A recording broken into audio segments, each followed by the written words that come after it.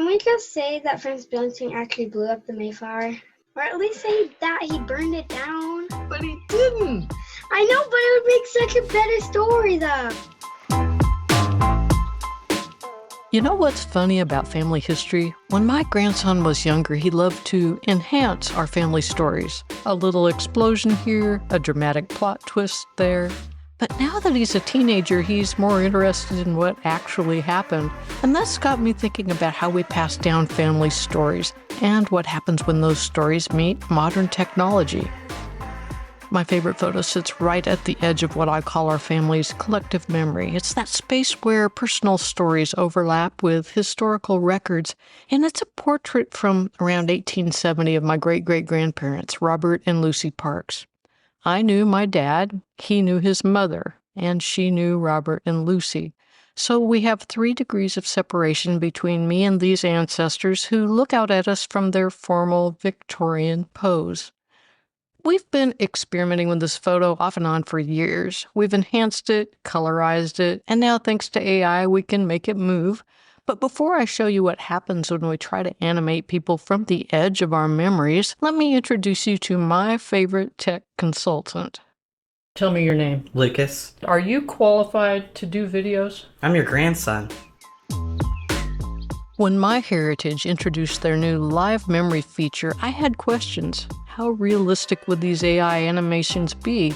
Would they help us feel closer to these ancestors, or would they just feel, well, let Luke tell you. It's a little creepy. So what I'm going to show you is something called LiveMemory, which is the latest thing that MyHeritage is doing.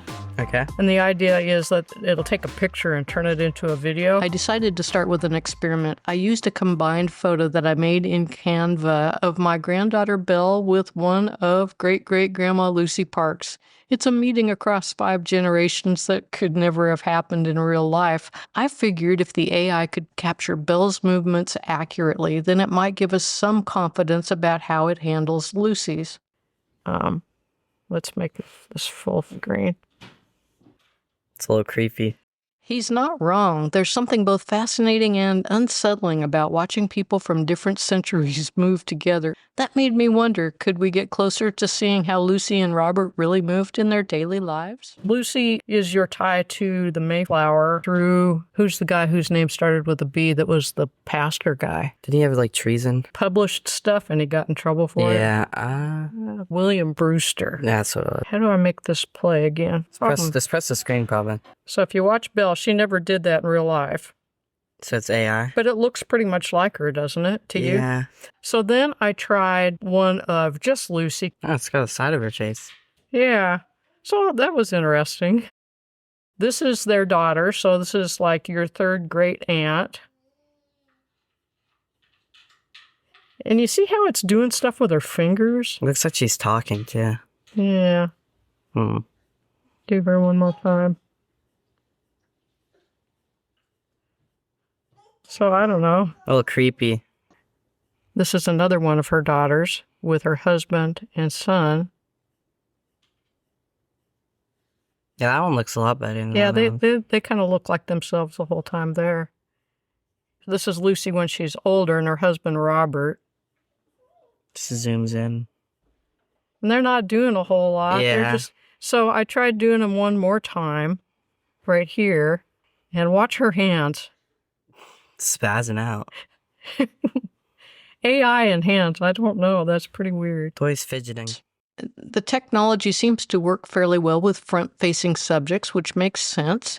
But I don't know how well it really worked with Robert and Lucy. They didn't seem to move all that much, so we'll go on and look at some others. Here's Sarah, Lucy's youngest daughter. She taught school for many years. She was still alive when my dad was young, so one more link in our chain of family memory. What's that?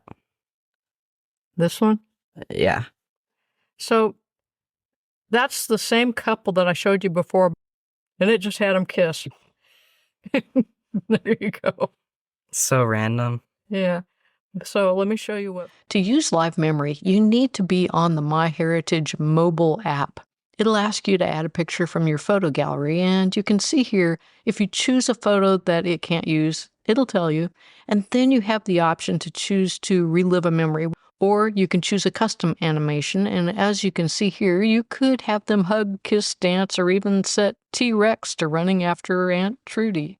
I do think these animations work best with front-facing photos, but also when there's some implied action. That tip came from a photo expert, Maureen Taylor, in a video. I'll put the link for it down in the video description.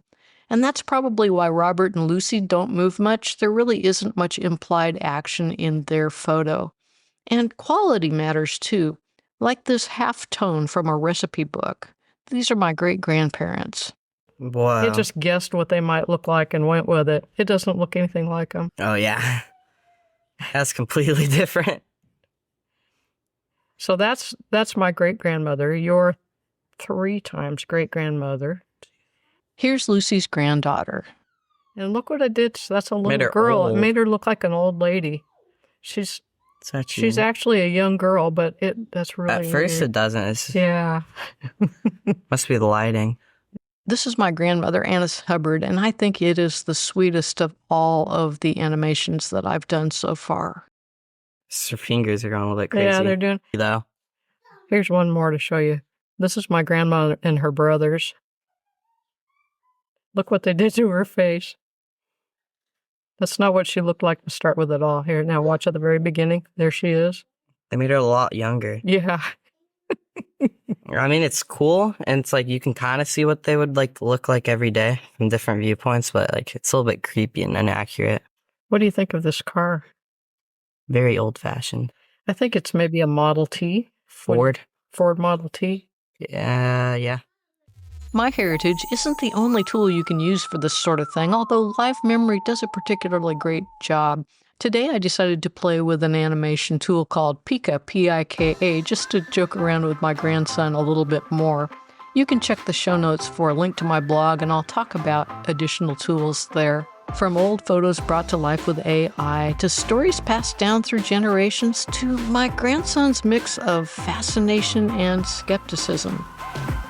We're all part of this ongoing chain of family memory. Each generation finds new ways to connect with the past, even if sometimes those ways feel a little... It's a little creepy.